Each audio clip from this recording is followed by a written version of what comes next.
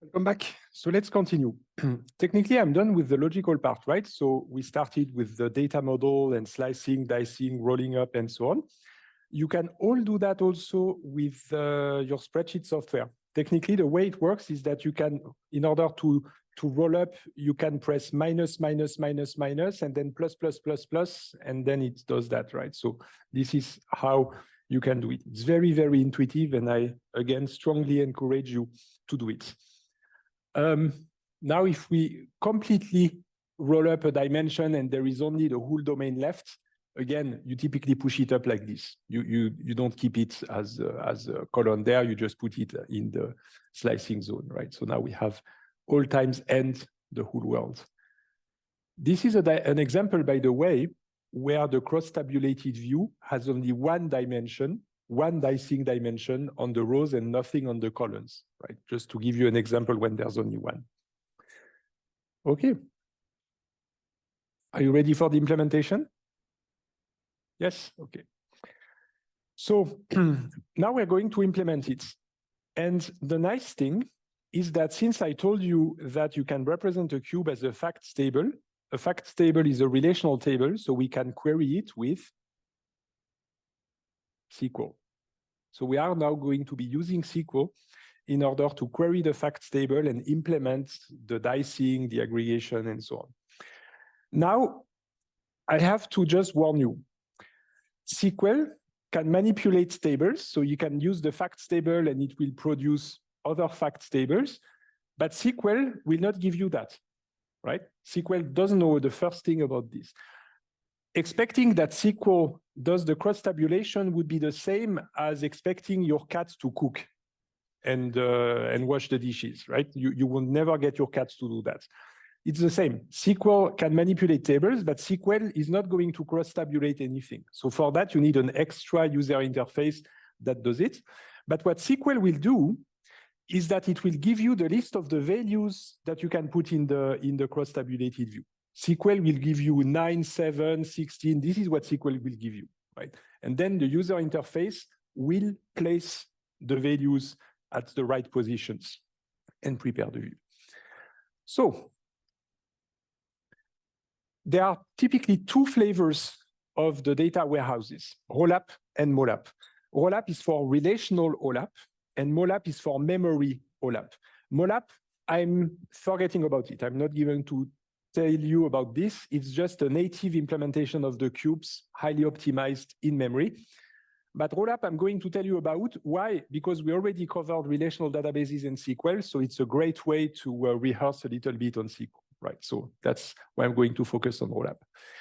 Now, so this is not new. Now you've seen that a facts table is basically a relational table where every attribute is a dimension except the last one, or one of them. It doesn't have to be the last one because there's no order in the columns, right? But it's just out of habits that I put it on the right.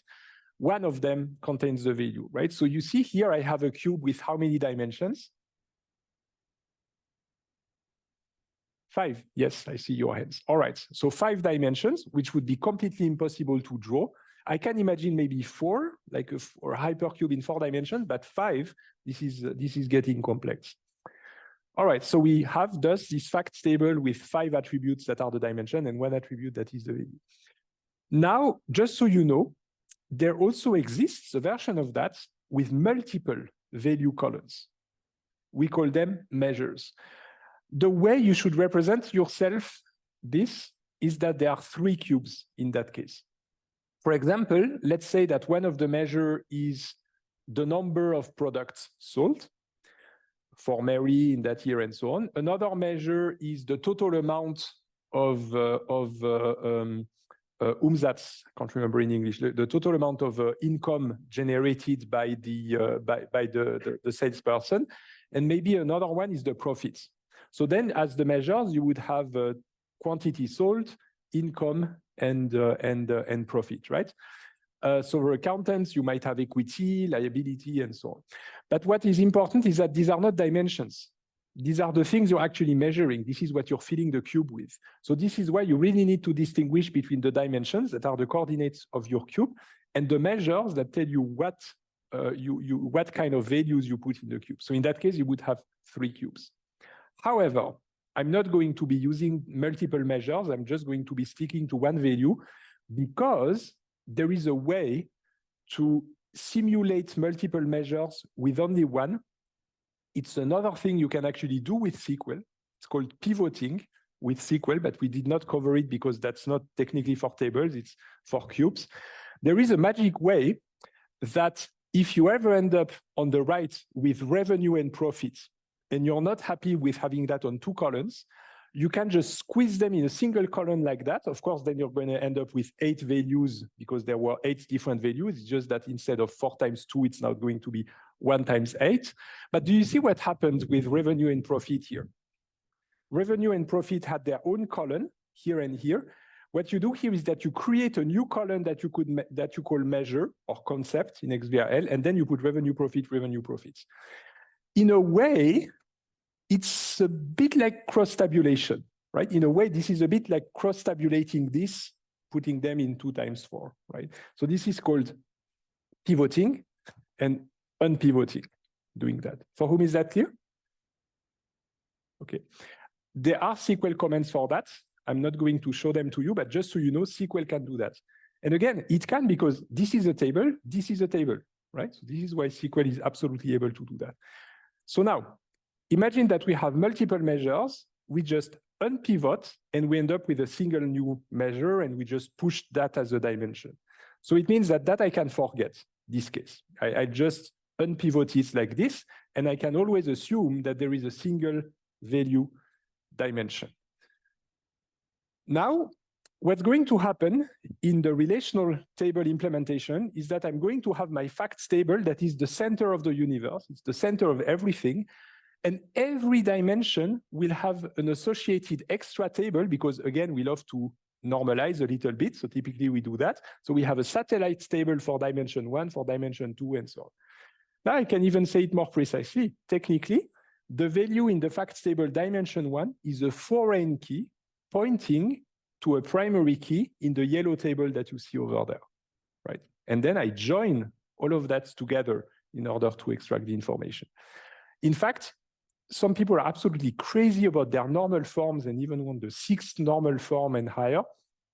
In that case, you just create even more tables because you know that normalizing means you split into more tables, right? Now, this is called the star schema if you do it like this.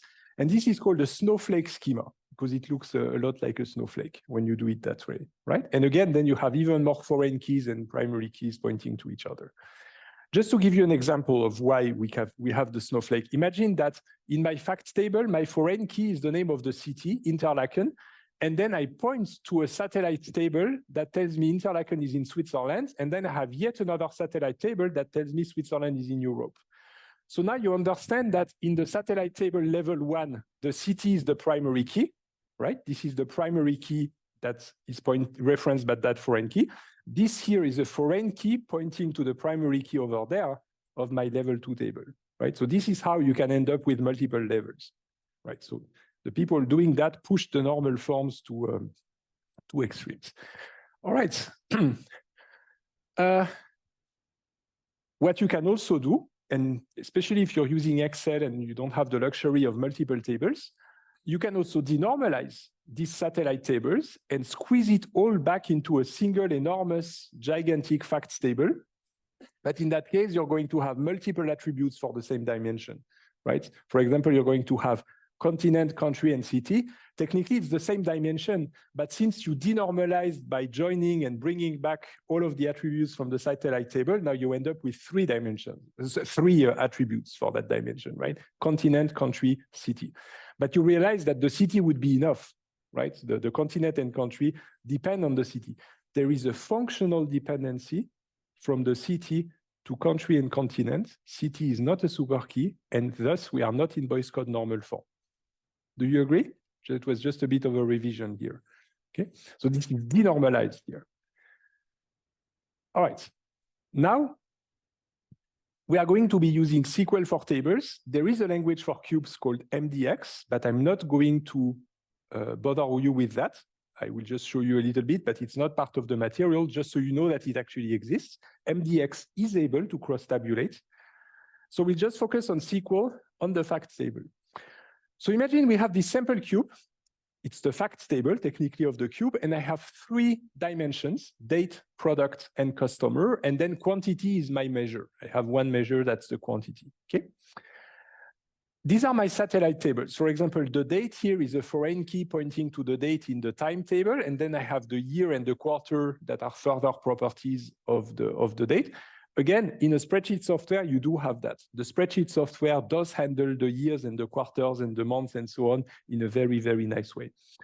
Then we have the customers. So of course, you should be using the social security number of a customer ID, but here I'm just using the first names to simplify things.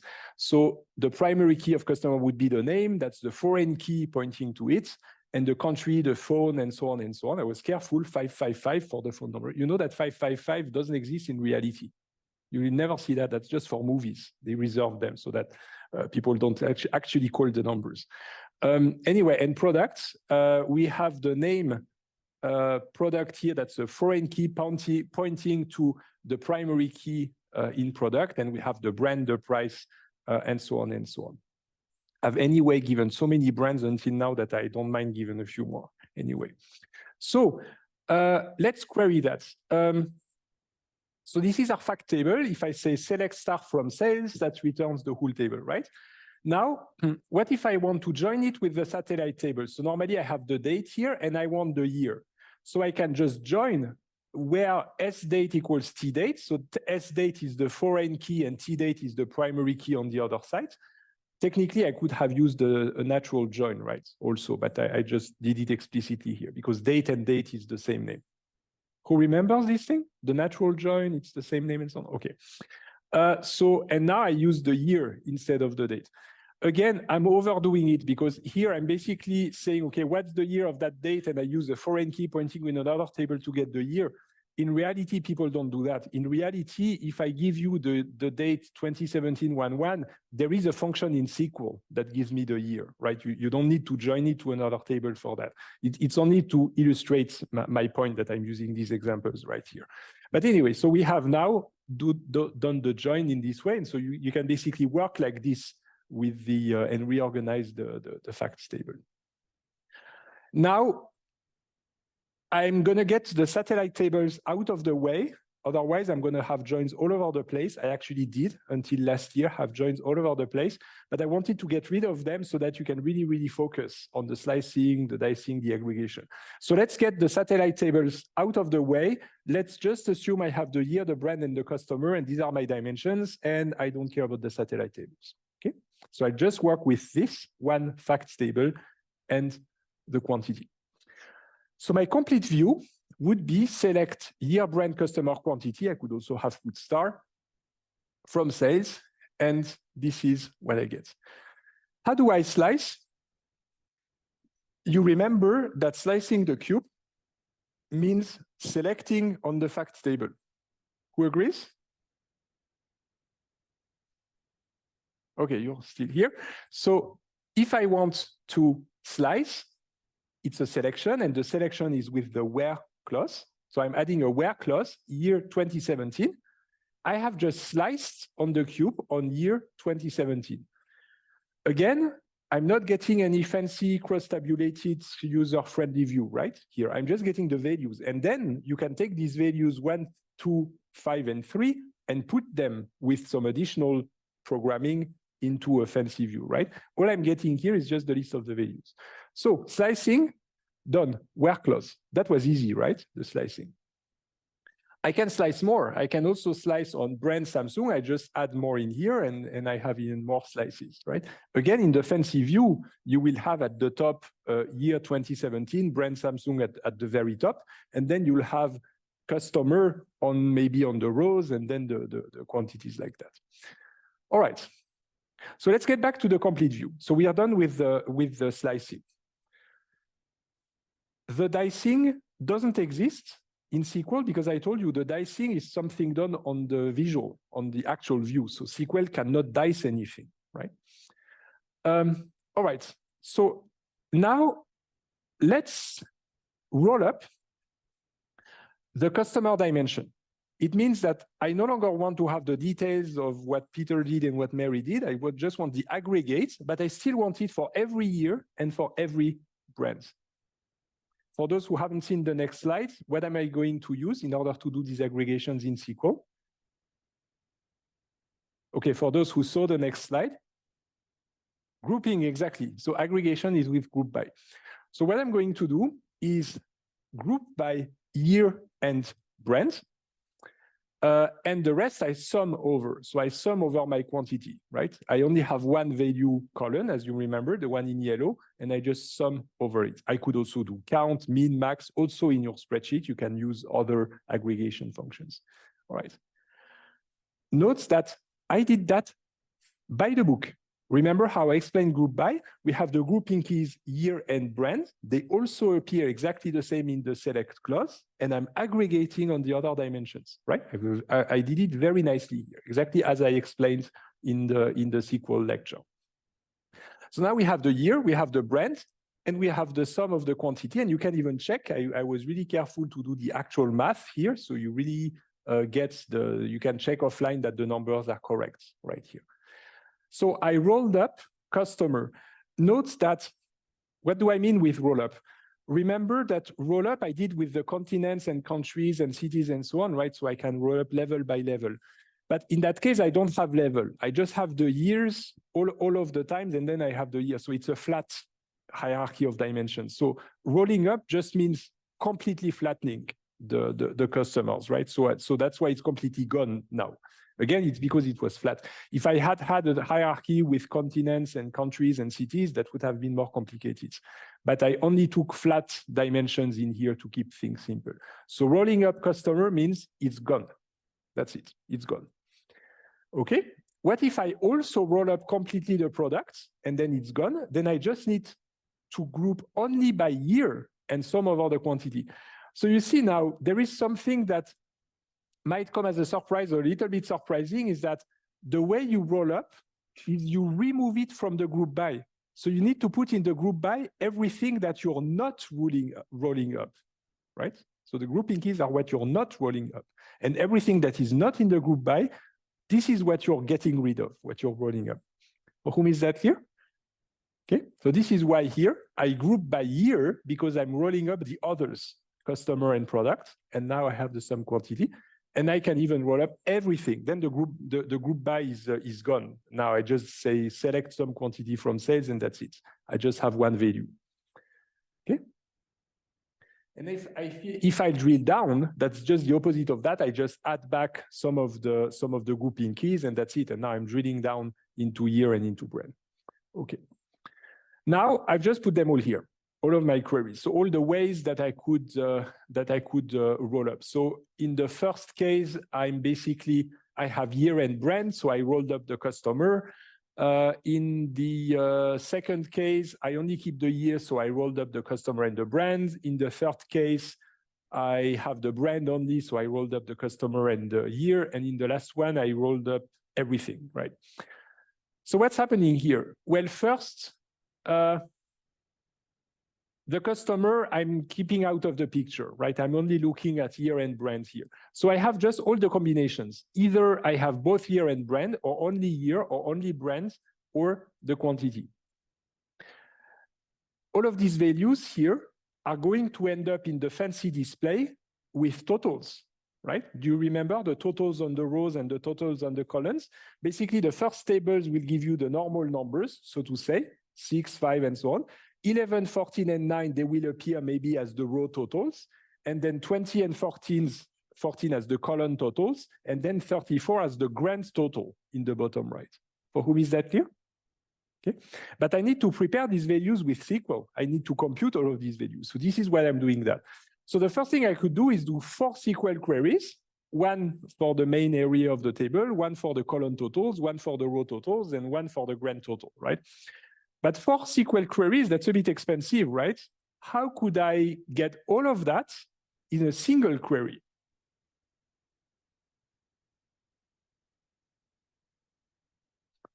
Okay, so you first notice the tables, they don't match. Let's make them match, right? So let me add nulls everywhere.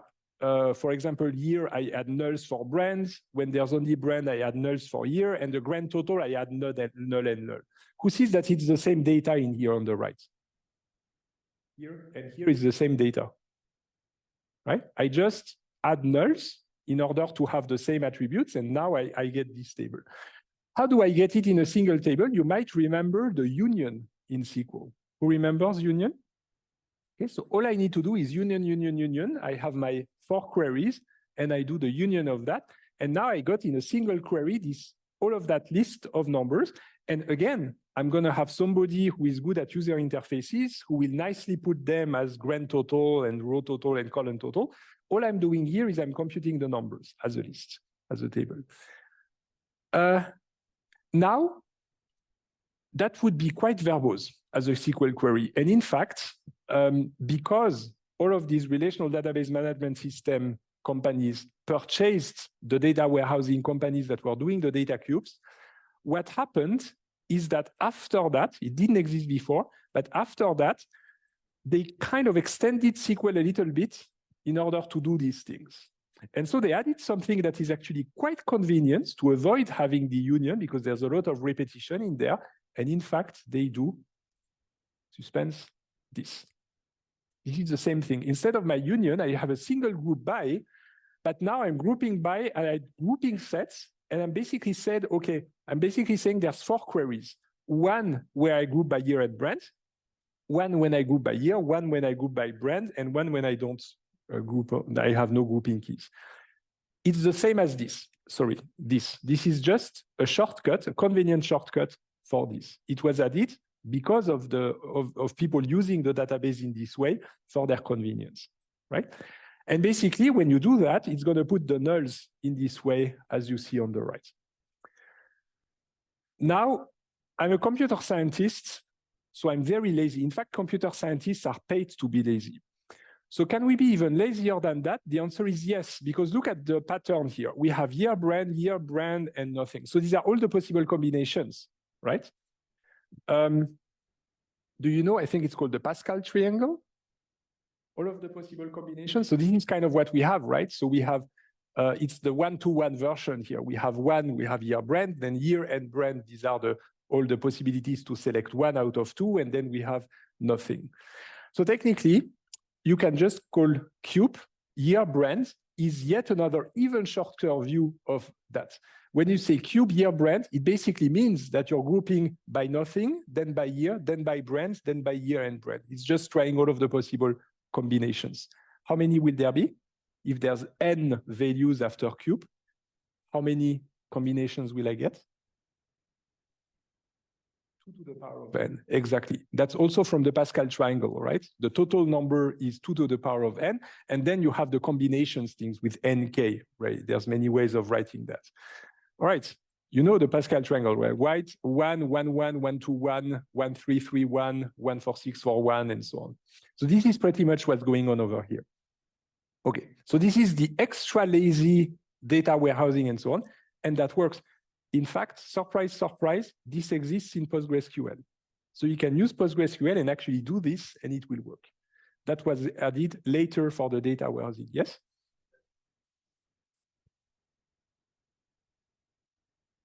Multiple attributes, in what sense? Oh, yes, absolutely. Yeah. This is the Pascal triangle, because basically, if you do it for year, brand, and customer, then you're going to get 8 combinations. You're going to get 1, 3, 3, 1, 3, 3, 1. So 1 with the 3, 1 with one of the 3, 3 with one of the 3, 3 with 2 of the 3, and 1 with all 3, if that made any sense. Kind of a tongue twister. So yes, absolutely. You can do it with 3, with 4, with 5, with as many as you want, and it's going to give you 2 to the power of n possible combinations, right? And then you get a table like this. Okay. And then, again, SQL is not going to do that, but if there's a colleague of yours who's good at writing code for user interfaces, this SQL output here will go right into this fancy business-friendly view. All right, these are the same numbers. I just displayed them like this as totals. Okay, And then we can modify the SQL query like this, slicing on Peter and so on. So this is just for the sake of, they interact. And you can imagine that the SQL query in the background is generated automatically to give you these values. Now you can also compute subtotals with dimension hierarchies. What if now I do have these multiple levels of dimension hierarchies? I have these continents. Well, technically, what I want to do is something like this, right? I would have all of my values for every city, but I would also I would also like the values for each country, and I want the values for each continent, and I want the value for the whole world. So technically, this is what I want, right? I would like to also have a table like this, but note that now the structure is different, because now this is the same dimension and it's a roll-up. So in that case, I'm not going to have 8 combinations. Right? I'm not going to have country alone or city alone, right? It's really nothing or continent and country or continent, country, city, right? And so the same goes like this, for example, with the quarters for the years and so on, you might want to have the SQL for that.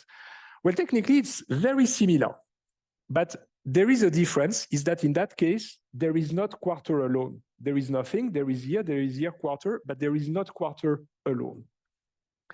And so you want to get that, right? The same trick with the union and so on.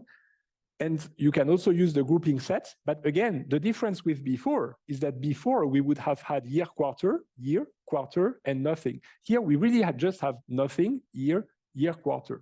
Right? It's like something that is sliding from the left to the right. And the magic word for that is roll-up.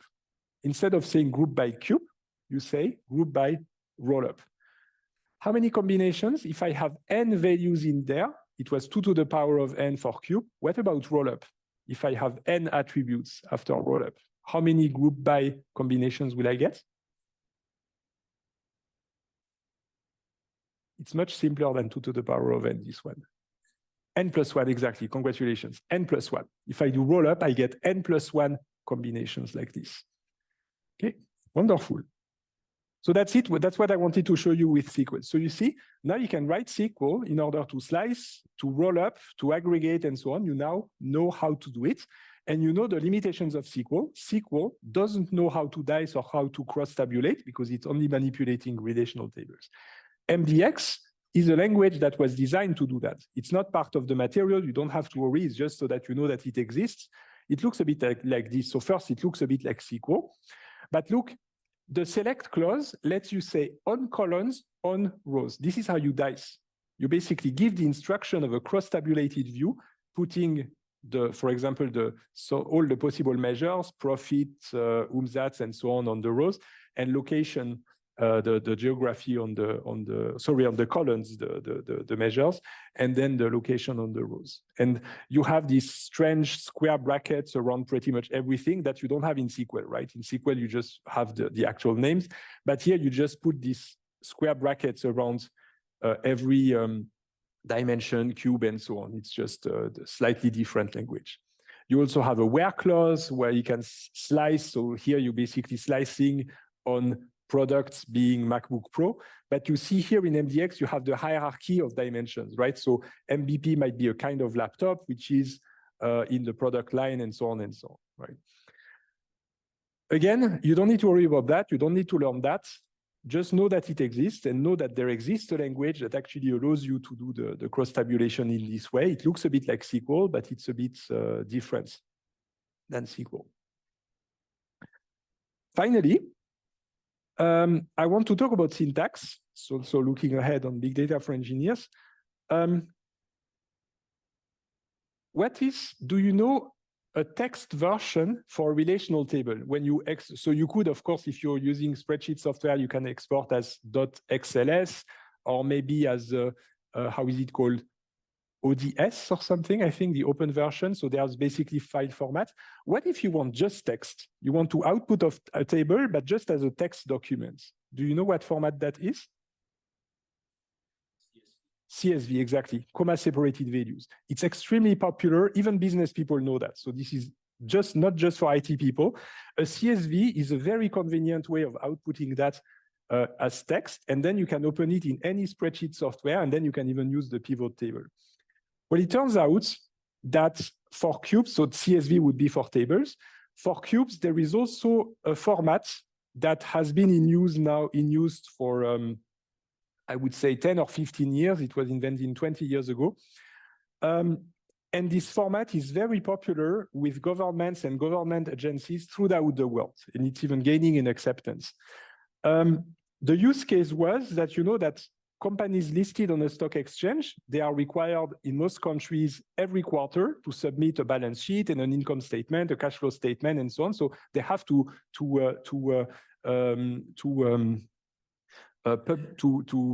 share their numbers publicly. Now, it's not just that, there are also the greenhouse gas emissions and so on that, for example, in Switzerland is going to be mandated very soon. It has to be machine readable. That is the new thing, because you could typically, the way it was done until now is that it was a fancy PDF or a very thick printed book. Maybe some of you received the yearly report of ETH shipped per mail. So this is the old way, right, of doing it on paper. But now, so first there's PDF, you can also have a PDF, but a PDF is not machine readable. A PDF, a human can read the PDF. Maybe now ChatGPT can maybe do it also, but it's not machine readable in the sense that the data is not structured or organized. But data cubes allow you to do exactly that. And in fact, this is why, in that case, it's ESMA, that's the European Securities and Markets Authorities, but that's for the European Union. When they have balance sheets like that, they ask people to submit it first in HTML. So HTML would be like a web page that looks very fancy. But what is hidden in that HTML page is syntax for data cubes, because this is a cross-tabulated view. And behind that, there is a data cube. And there is syntax nested in the HTML that allows you to have this view.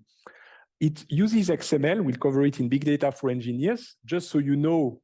Don't be scared. That's all hidden and people don't actually see it. It's only the machine. But basically, it's a way of, every time you have a number, for example, you see this would be the HTML. That's the fancy documents that the humans are looking at. And every time you have a number in there, if you open in a text editor to see the HTML, you will see the value right here, nicely formatted with commas and so on as it appears, but it will be embedded in there with additional information that a machine can understand. And now it knows that's the profit loss. IFRS is the international standard for these reports. And it also has what else is useful here. So the dot decimal basically just tells you how to interpret these commas as 1,000 separators. And here there is a super scary foreign key, actually, it's a foreign key that points to some other part where they say it's for Coca-Cola, well, maybe not Coca-Cola in Europe, but let's say, I don't know, a Siemens for that and that year and so on, right? So this is what happens. This is the measure, by the way, when you have multiple measures, profit loss, assets, and so on and so on. And then, so this is the EU, so that's called inline XBRL because it's nested in the HTML syntax. In the US, they now also use it, but they used to be using a format that didn't have any display, that was purely data. And you see in that case, that's the assets for 2012 Q4, and this is so and so much, and decimals -6 is just a way of saying that these zeros here are imprecise, right? You cannot trust that it's exactly these zeros. It's basically 86 billion in that case, all right? US GAAP is just the American version. So IFRS is international, US GAAP is the generally accepted accounting principles. There is also Swiss GAAP and so on. So in every country, they have that. And so basically, this is what people actually do. So this is all the syntax that goes into that. And companies have no choice. The governments just ask them to submit in that format for the archiving. The immediate benefit is that a long time ago, when you submitted data, you might receive some mail a few weeks later telling you there's a mistake or something that didn't quite validate in the fancy printed book. Now, with this, you have a website. In the US, it's called EDGAR. So there is a website where the companies upload as a zip file the data in that format. If there is a mistake, they know within a minute, immediately. It's rejected right away, saying, no, you need to fix that. This is refused. So you cannot imagine the productivity gain that this gives you, because you know immediately when there are mistakes in there. So it's accepted now. A lot of countries, I think there's 200 projects throughout the world. There is the US, the UK, China, India, Singapore, the Liechtenstein did it even before Switzerland, Australia, Germany, France, and so on. So many countries are just using that. And these are all data cubes. So this is why I'm telling you this. There is also syntax for data cubes that looks like this, that basically allows you to say which company it is, what period it is, what currency it is, and so on, right? And that I'm not going to bother you with. That's rather scary. On the website of the SEC, the SEC is the security. Who heard of the SEC? Securities and Exchange Commission. These are the scary guys in the US. You have to be careful to do everything right. And so they parse these documents that you submit to them, and then you can view like this these documents. There is a name, it's called interactive data, right? So you can basically, again, modify the view and view it in an interactive fashion, right? So this is it. This is just to show you that this is real life. This whole data cube and data warehousing and reporting, this is something happening in real life right now, also in Switzerland.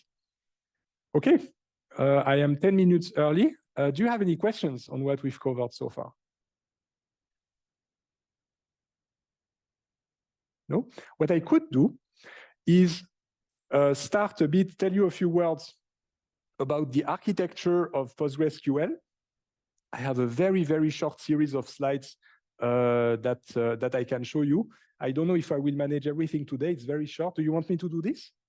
Yes? Can I do? Yes?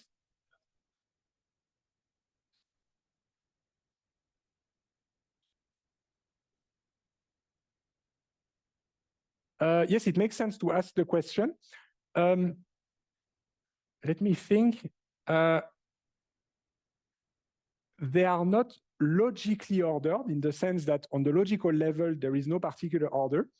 However, if you look at the actual documents, so for example, the documents like this submitted to the SEC, then there will be an order. There will be a specific structure given, and there will be a first dimension, a second dimension, a third. But it's not important. It's just that you need when you submit text, there has to be an order, but it's irrelevant, basically.